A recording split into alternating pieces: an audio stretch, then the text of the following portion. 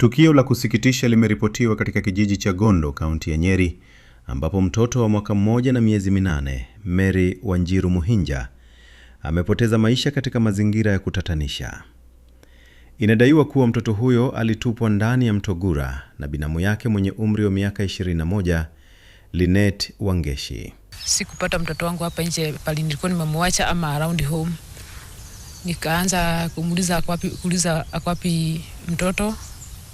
Kumuita huku hivi nikamkosa, na kutoka hapo hivyo tukaanza kumsearch na watoto wao wengine wangu wakubwa, na huyo suspect tukamtafuta na shushu ya mtoto. Kwa mujibu wa taarifa za awali, tukio hilo lilitokea wakati mtoto huyo alikuwa akicheza nje pamoja na mshukiwa wakilamiwa, huku mama wa mtoto akiwa shambani.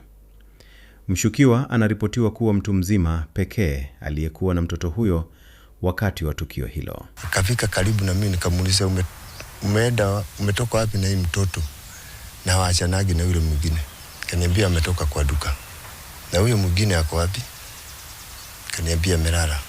Enda kwa ile kabagi niko kwa pale, utoe tumiwa kama 2-3 ambayo nilikuwa nimeletea hiyo watoto uende uwapatie. Baada ya tukio, Linet Wangeshi alichapisha ujumbe kwenye mitandao ya kijamii akidai kuwa mtoto huyo alikuwa amepotea, hali iliyozua taharuki katika eneo hilo. Walirishania miwa, huyu wangu akatoka hapo akaenda akatoka Akiriaga akaenda kwao kule, akatoka Akiriaga, wakamuuliza nini unalilisha miwa. So kutoka hapo sijui kile kiliendelea.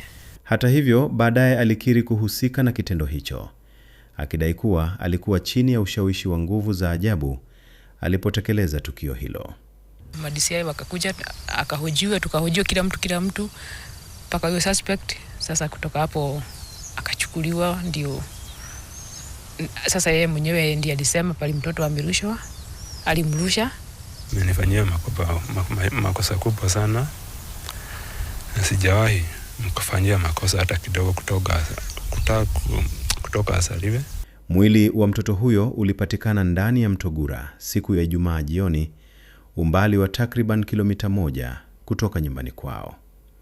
Maafisa wa polisi wameanzisha uchunguzi wa kina kuhusu tukio hilo, huku mshukiwa akizuiliwa akisubiri hatua zaidi za kisheria.